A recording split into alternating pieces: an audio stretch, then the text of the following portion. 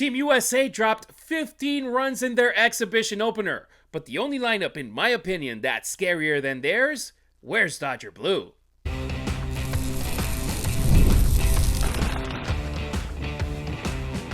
You are Locked On Dodgers, your daily Los Angeles Dodgers podcast. Part of the Locked On Podcast Network, your team every day.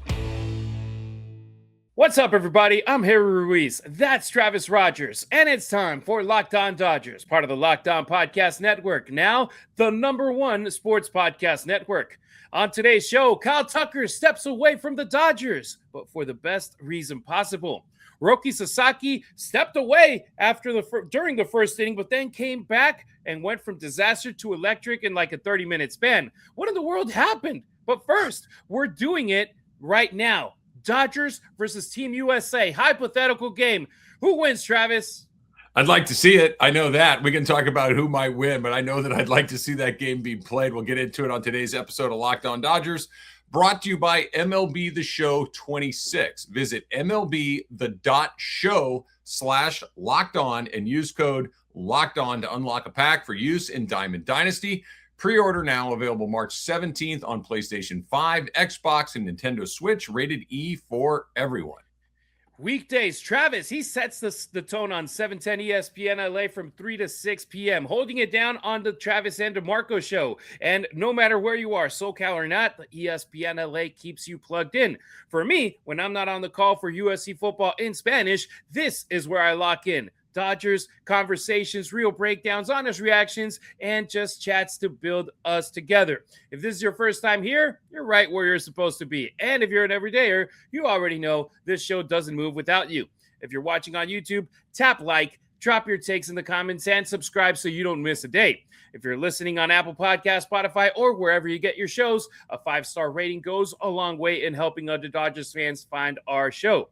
And don't forget, the Locked On Dodgers listener line is always open. Call 2793-LOCK, that's 279-356-2533 with your voicemail, and you can talk about anything, anytime with us. Or if you're a little bit shy and don't like having your voice heard, you can leave us a text. All right, Dodgers versus Team USA, baseball's dream battle. Team USA rolled out a lineup yesterday that looks like someone built it in a video game on MLB The Show 26. I was watching the game on ESPN, flipping channels between there and Sportsnet LA, and I was like, man, I'm intrigued by this. And they debuted against San Francisco and hung a 15 spot on them.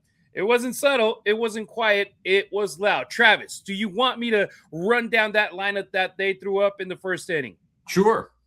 All right, let's go with it. Bobby Witt Jr., Bryce Harper, Aaron Judge, Kyle Schwarber, Alex Bregman, Cal Raleigh, Roman Anthony, Byron Buxton, and Bryce Terang. That's a total of 26 All-Star appearances and 5 MVPs combined. That's absurd, and it was fun to watch, and it's a great appetizer ahead of the World Baseball Classic kicking off very, very soon this week.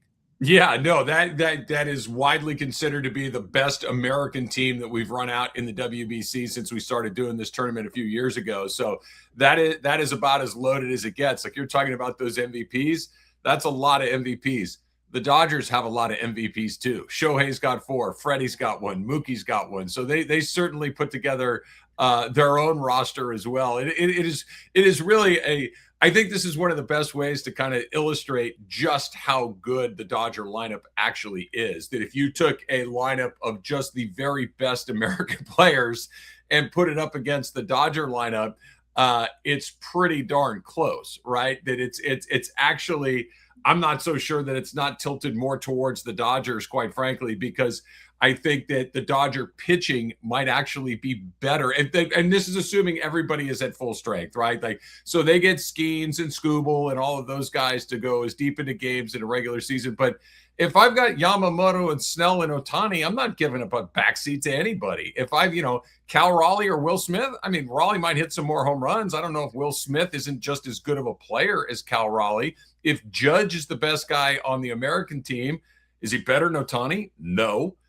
Bobby Witt or Mookie Betts, it's close. Maybe at this point you might take Witt, but it's close. Freddie or Bryce Harper, I'll take Freddie. Like you just kind of go down the line, and it feels like, Edwin Diaz or whoever's going to come out of the Team USA bullpen to pitch that ninth inning. It's remarkably close, and this is an all-star team versus a regular season team, and that's just silly. Yeah, and that's literally what I was thinking the moment that I was watching that game and saw that lineup. I was like, man, that's a great lineup. And I was like, but I feel that I would trust the Dodgers lineup more in a matchup against these guys. And I'm putting this disclaimer out there. I'm talking about the Dodgers without the Dodgers sending all their players out to the other World Baseball Classic teams. So we'll go over the Dodgers lineup. And here's a key thing as well. From those players that I just brought up, how many have won World Series? Well, Bregman, I mean, probably Schwarber. Yeah.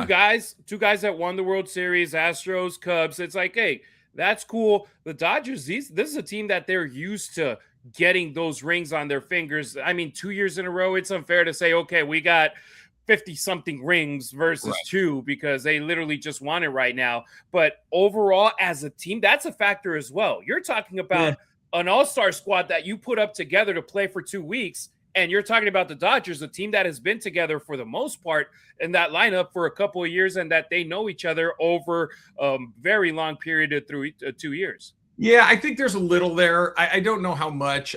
Baseball's not basketball and football where you got to play together. Baseball is an unbelievably individualized game, kind of masqueraded. Like if you're the center fielder, you can't ask the catcher for help. Right. You're out there by yourself. When you go up to bat, you can't turn to the other guy and say, hey, come in here and help me out. It's not like an offensive line. The more they play together, the better they're going to get, or a point guard and a big man who understand how to do the pick and roll together. That's kind of, but I do concede you the point that it helps a little bit. Whatever help there might be, it is going to be tilted towards the Dodgers. If we're talking about a 2-week tournament, between these two teams, I think that the Dodgers may have a slight advantage. If you're talking about playing 162 games with one team against another, I think whatever advantage the Dodgers might have in that category would get mitigated by, a month or so. But that we can have this conversation, Harry, I think speaks to what it is we're trying to get at, that you can take a regular season Dodgers squad, a 2026 Dodgers squad, and you could even kind of change it a little bit. I like how you did it with the Team USA, but if you just said, here is the Dodger team, and you take the rest of the world and build your team, never mind just the American players, take the rest. The Dodgers are not going to go in that thinking, okay, we're in hot water. We're in the deep end of the pool. They're like, yeah, it's going to be hard, but those other guys would be looking at the Dodger lineup thinking this is going to be challenging as well. And it's just remarkable that the Dodgers can legit, because we say that all the time. You win, like in college football in the NFL, the worst team in the league, no disrespect to the Raiders, but the worst team in the league, like, could Indiana beat them? The answer is unequivocally no. The Raiders would mop the floor with Indiana. That's all professionals against a team that has a handful of professionals. In this scenario, everybody's a pro, everybody's a major leaguer, so it's far more competitive. But that the Dodgers can hang, it's remarkable. It's so amazing that we're going to get to see that team play every single night. Yeah, if you're watching this show, you are a Dodger fan, and I don't need to run that lineup to compare it to the Team USA one, but I'll do it anyway. Shohei Ohtani, Kyle Tucker, Freddie Freeman, Mookie Betts, Will Smith, Teoscar Hernandez, Max Muncy, Andy Pages, Tommy Edman. We mentioned the stats for that other team, the Team USA, 26 All-Star appearances, 5 MVPs. These guys I just brought up with the Dodgers, 33 All-Star selections, 6 MVP awards. That right there is star power, star power, star power for the boys in blue. So who wins, Travis? Because you got offense, pitching combined. It's like both of them are star-studded. I would go with the Dodgers. Surprise, right? Spoiler alert. It's really, really close. I think I would just take the other team for no other reason than I think if you're building an American composite all-star team, it's those middle relief guys. And even then, we're talking razor thin margins. So maybe it tilts a little bit towards there. But Yeah, I mean, I'll be a homer. I'll say the Dodgers do, because look, when you got Shohei and Yamamoto and Freddie's always going to show up. Mookie's got a knack for the moment, to be sure. So Muncie's got a knack for that kind of stuff. Yeah, I'll take the Dodgers. Why not? Will Smith, sure, let's do it.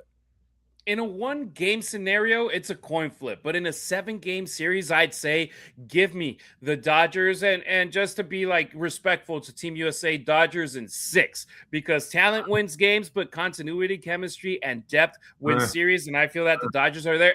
I mean, you heard, I think it was Aaron Judge in his intro or in his speech in front of the team. He was like, hey, we are arriving to this team as teammates, and we're going to be leaving as brothers in 2 weeks. I was like, all right. I mean, if they win it all, it's going to feel like it, right? It's like they were talking with Pat McAfee about how they were watching Team USA in the Olympics, the hockey team.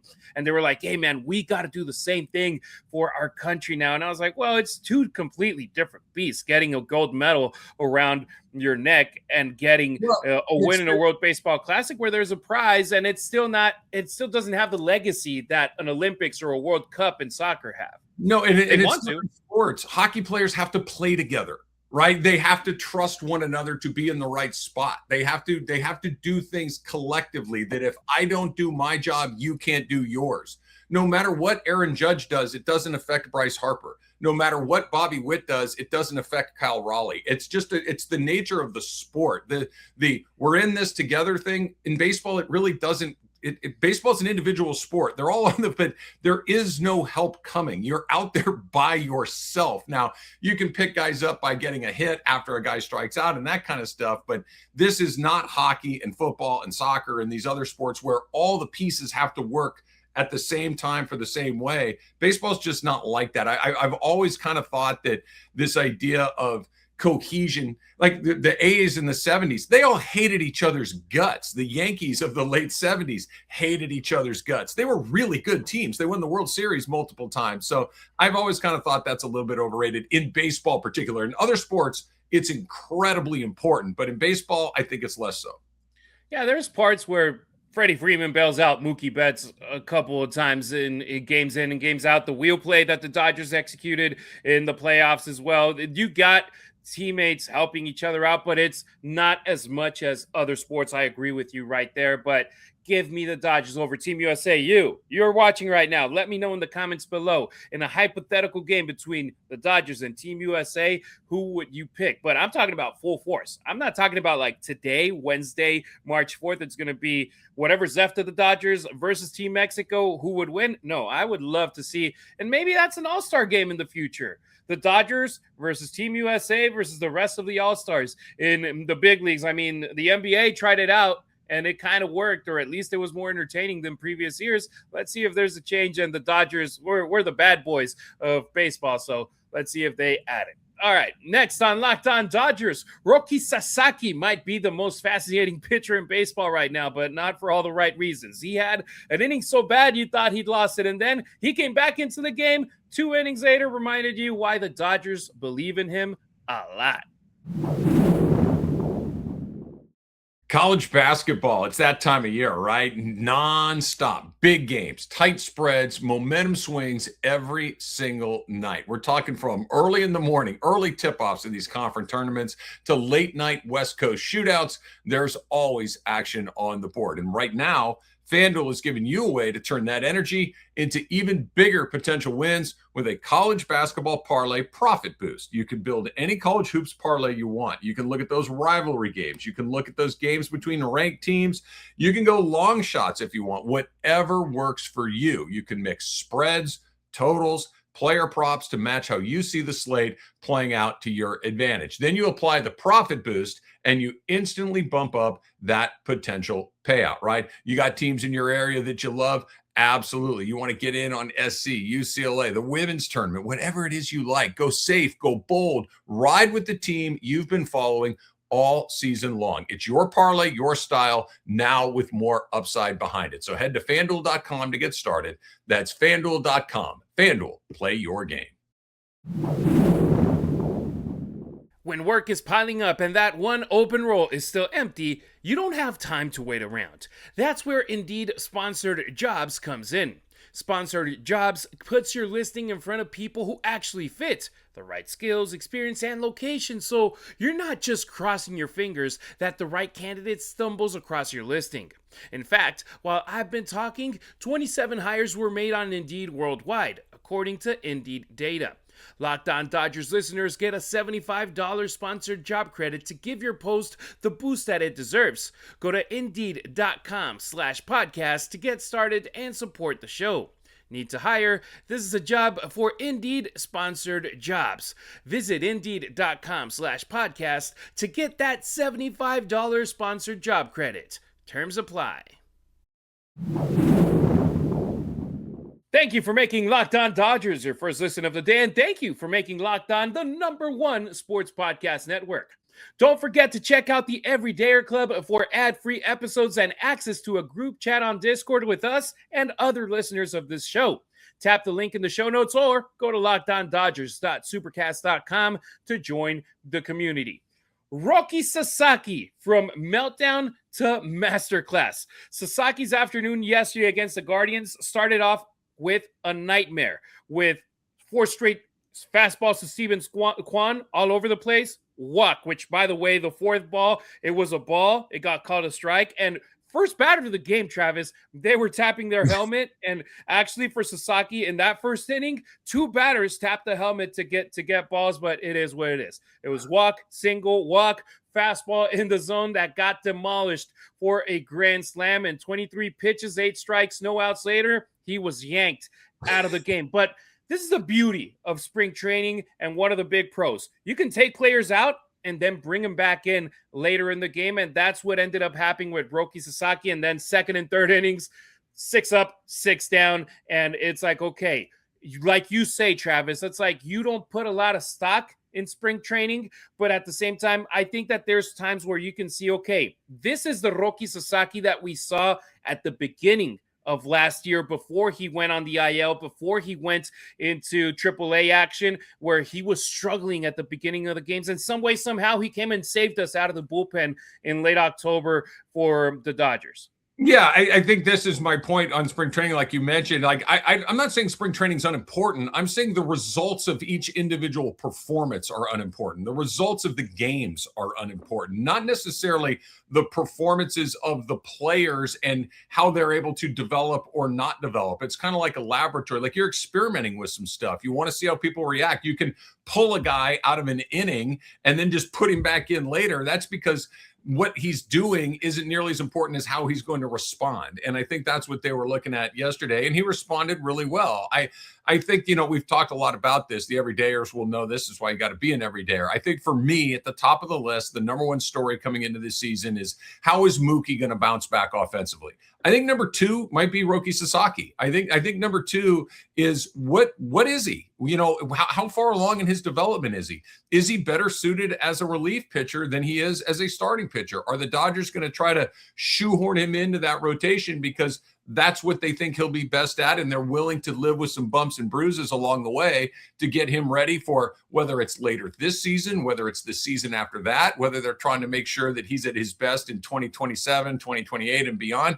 We'll see, but I really am curious as to what exactly he is as a major league player, because I don't think we know yet. I think there's a whole bunch of, there's some good data points. There's some not so good data points. Last year, I think they put him, I think it's one of those things. I understand why the Dodgers did it, but I think they made a little bit of a mistake in starting him in the major leagues at the start of the season. Had they not been in Japan, I don't think he breaks camp with the team. I think he goes into the minor leagues. I think they really slowly develop him and get him ready.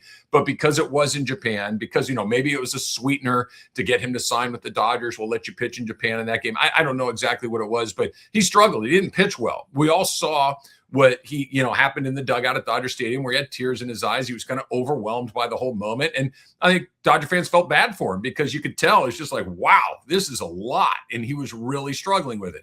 He goes down, he gets healthy, he works on his game. And then because they really had no other option to speak of, they kind of say, hey, look, let's see if he can pitch in relief. And he could. And he did really, really well. Like, I don't think the Dodgers win the World Series if they don't have him do what he did against Philadelphia, do what he did against the Toronto Blue Jays. Like, he was an essential part of their championship run.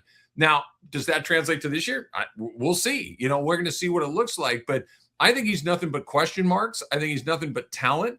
I think that there's still a long way to go. They're clearly, by the performance yesterday and by the, you know, just where he kind of, when he goes bad, he goes really bad. And it seems like he struggles to kind of get out of his own way. But I'm fascinated by Roki Sasaki. The talent is certainly there, but I do think we have a very long way to go before you get a finished product.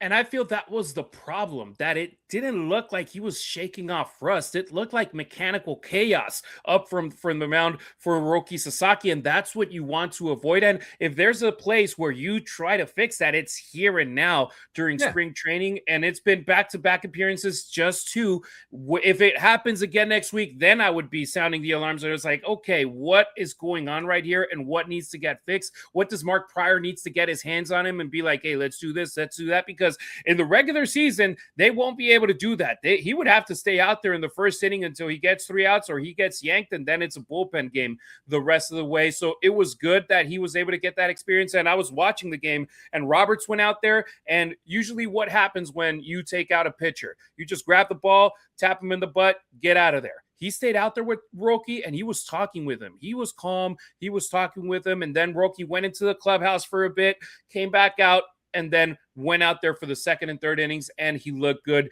So, yes, I feel that there's a little bit of frustration that they're trying to feel something click with him. And the part that matters is that you saw him do it in that same game, second and third inning. So you know that he can. Now you just have to find the consistency with it. And Travis, the good thing here too is that unlike other players that have those huge contracts, this is a guy that the Dodgers remember because he hadn't gotten all those years locked in Asia. He came over as a minor leaguer. They threw $6 million at him. I think it was the number, and he still came out as a major leaguer. But the plan is having him with the big league team. The plan is having him as a starter. So the work needs to get done. You have to get him at a better place because you can't just keep fluctuating back and forth between minor leagues and big leagues, minor leagues and big leagues. You're going to mess with his head a little bit more if you keep doing that in the future with him, if he isn't able to run a straight line.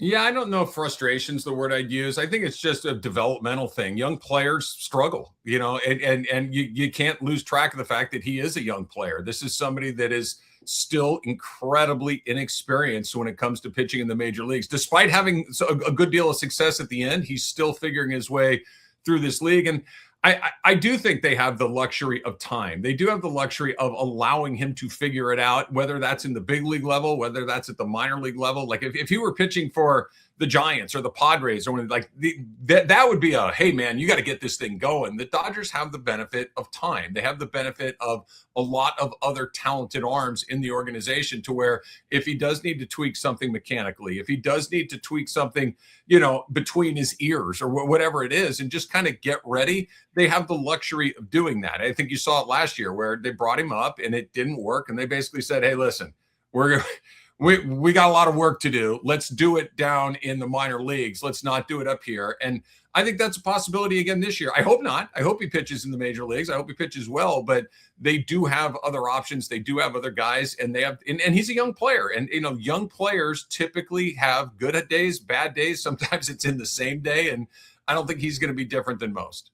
And here's the deal, too. Let's remember, Blake Snell, he's not expected to be ready for opening day. His probabilities are pretty much zero. Gavin Stone, quick update on him. It's inflammation, avoided worst case scenario, so that's good for the Dodgers. But if you add Roki Sasaki with a couple more rocky starts and not looking good, I hope that next week we come back and have a conversation. Man, did you see Roki go 3 innings and he was awesome? I hope that's a conversation, but there's a possibility that we're talking about the same situation. Then you're talking about a third potential starter where that 6-man rotation, it's like, man, half of it is ready, half of it isn't at this moment. And that's where you have to rely on guys like Emmett Sheehan, who is still building up after missing some days with sickness in camp. River Ryan, who looked good. And that's going to be a decision where it's like, okay, maybe we just replace Stone with Ryan in that 6-man rotation or have Sheehan up there if he's able to build up after that sickness. That's one of the good benefits that the Dodgers have right now, which they do have a lot of pitching, and that could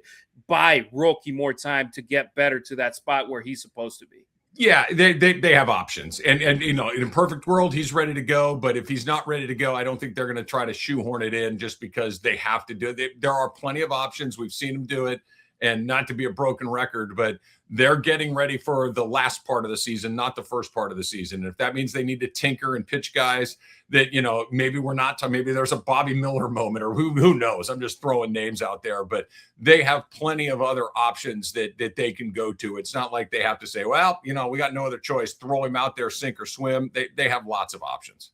Yeah, with Roki, the ceiling is enormous. The floor, I feel that we've already seen it, and hopefully we don't get to see it again in regular season action, but he's always must-watch TV every time that he takes that mound. All right, coming up on Locked On Dodgers, Kyle Tucker, he's temporarily out, and it's actually great news.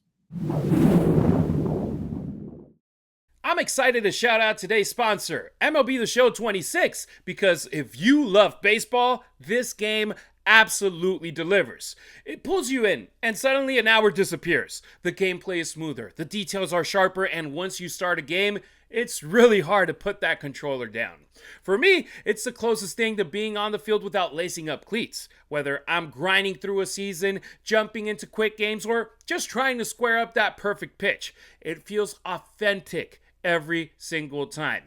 This isn't just another sports game, it's the one you keep coming back to. If you're a gamer, a baseball fan, or just want to enjoy America's favorite pastime in a new exciting way, you are going to love MLB The Show 26. Play as your favorite team and franchise players and see if you have what it takes to win your own World Series. Visit MLBThe.show/LockedOn and use the code LOCKEDON to unlock a pack for use in Diamond Dynasty. Internet connection required. Pre-order now. Available March 17th on PlayStation 5, Xbox Series S and X, and Nintendo Switch. Rated E for everyone. Don't forget to follow Locked On Dodgers not only on YouTube, but on X, Instagram, and TikTok as well. You can find Travis on social media at Travis Rodgers on X and Instagram. Meanwhile, I'm at Harry Ruiz on X, at Harry_Ruiz on Instagram, and at Harry Ruiz_ on TikTok. King Tuck on dad duty. And we close today's show with some great news. Kyle Tucker is away from the team, but here's where the good news part is. Not injured, not set back, dad duty. He and his wife are expecting their child, and he stepped away to be present. And honestly, Travis, respect. Baseball's a long season, and moments like that don't come back. He's able to be there with his family, and if it happened in the regular season, he more than likely would also take away a couple of days. The difference right now is that in spring training, he might be able to stay a couple more days, a couple more hours with his family instead of being with the team. Congratulations to Kyle Tucker, to his wife, and welcome to the baby. But this right here, it's how it should happen, and we're going to have it with Mookie Betts pretty soon as well. Yeah, this is, life, right? Guys go on and they miss a little time here and there. This is with a player like Tucker, with a player like Betts, there is no, well, does he need his at-bats? Does he need that? Like, he's a pro, he's an all-star, he's a World Series champ. Like, he could probably, he's one of those guys that could fall out of bed at 2:00 in the morning and feed the baby and then show up later that day and get 3 hits. These guys are that good at what it is that they do. So he needs a little time. Go take as much time as you need, come back to the team, be rested, be ready to go. And, so some of the benefits of being a major leaguer and being a very wealthy major leaguer is you can afford the little things in life to smooth off some of those edges of being a new parent that not everybody has access to. So, congratulations to him and his new family, and I'm sure that we'll see him back soon. That's what I was going to say. You're making $60 million a year. You better have a nanny at home 24/7 that's able to feed the baby with those 2 and 5 a.m. Wake-up calls, which, by the way, if you see my baggy eyes on the YouTube, that's the reason why they're happening. I fed my baby at 3 a.m., but there's no better satisfaction than having your baby and seeing her look at you back, and you're feeding her, and then she falls asleep, and you take her back to bed, and you get a couple extra hours before coming on Locked On Dodgers and doing the show, or going to Dodger Stadium to get ready for a game. And that's great. That's good. And Kyle Tucker, like you said, he's a pro's pro. And him and Mookie Betts both have now publicly said that the reason they didn't go to the WBC with Team USA, Mookie on a stream with Aiden Ross, and Tucker with Ben Verlander from Fox Sports in a recent interview, they said, we didn't go to the WBC because we're expecting a baby anytime soon. And Travis, I'll say this, major respect as well. It seems like they had it timed down to be like, okay, it has to happen before March 26th, having that baby. That way we're all ready for the regular season. It's like baseball players have that clock down, and maybe the agents tell them, it's like, hey, man, it's better for you. Instead of having the baby in October, let's plan the baby somewhere between November and March. That's something that also, it's like scheduling. Yeah, you got a little 4-month window to play with there. You get a chance to have that baby show up at the right time. I think Tucker's fascinating because, had he landed on just about any other team in baseball, it would be not that he would miss time for the baby. I don't think any team would really care about that. But I think it's one of those, hey, what's he going to do? Hey, how important is he? Is he going to be as good as we thought? Is he worth the money? Is he going to hit his 30 home runs? Is he going to play a Gold Glove caliber outfield? Is he going to fit in with the rest of his teams? And with the Dodgers, it's like, let us know when he's here. Throw him in the middle of the lineup and let's let him hit. And if he's great. If he's good, fine. Even if he's a little bit less than what we thought, that probably won't kill us either. It's such a unique set of circumstances to bring a player where, he was the number one free agent coming in this year. The Dodgers landed him, and it's almost like, I don't want to say you forget about him because that's not the right word, but we're talking about Ohtani and Yamamoto and Sasaki and Betts and Freeman and all these other guys like, oh yeah, Kyle Tucker too. It's a bizarre scenario. Yeah, let's go with those two teams that the Dodgers were fighting with. If he goes to the Blue Jays, who's at the top of the food chain with the Blue Jays? Vladdy and King Tuck. If he goes to the Mets, who's at the top of the food chain with New York? It's Juan Soto and King Tuck. With the Dodgers, you got you got Shohei, you got Freddie, you got Mookie, you got Will Smith, you throw Kyle Tucker in there, Yamamoto, exactly. And I'm like, well, it's okay. We can survive. If we could survive time without him in the regular season, we can absolutely survive time without him in spring training. I really do think that what you just described is a big reason why he's here. And the money. Don't get me wrong. I mean, the money is a huge part of it, but I think that he's one of those guys that is most comfortable being relatively anonymous. I do not think he wants the brightest light on him, and he'll as long as Shohei Ohtani is here, the brightest light will always be on Ohtani. Then it's going to go to Mookie. Then it's going to go to Freddie and Yamamoto. Like at best, he's the fifth. And then there's guys like Kike and Rojas and Muncy who are fan favorites who everybody loves. So the attention that is going to land on Kyle Tucker is going to be really modest by comparison to some other teams. And I think that was appealing to him. And even in his time with the Astros, it was Jose Altuve, it was Carlos Correa, it was Yordan Alvarez that took the spotlight. And Tucker, he was just as consistent comes, and he wouldn't steal the spotlight. But if you took him out of that lineup, it would be a huge problem for the Astros. Tucker, amen. We wish you the best. You're handling business at home just as you should, my man. Congratulations to him and his wife. All right, that'll do it for today's pod. Thank you for making Locked On Dodgers your first listen of the day, and thank you for making Locked On the #1 sports podcast network. We'll be back tomorrow, Thursday, to talk everything about the Dodgers and Mexico matchup. Travis, just because they're not playing against another major league team and instead playing a national team, would that incite you more to watch that game? When the games count is when I will get excited. This game does not count, so no. Hey, I do get excited just being Mexican American and seeing Mexico versus the Dodgers. I'm like, yeah, I want to watch that game. I mean, if I watch them against every other team, of course, against Mexico, I'm gonna watch. When Mexico plays Cuba or Korea or Japan or the Great, that game's gonna count. I'll be in on that. But when the end of the day and nobody remembers what the score is 5 seconds after it ends, nope. As long as everybody leaves in one piece, as long as everybody's healthy, it's a good day at spring training. No doubt about it. Mexico versus the Dodgers. I'm excited to see that matchup. Let me know in the comments below what you think about this game. And I hope that the both teams put out a good show out there. I'm trying to see if the lineup is out already.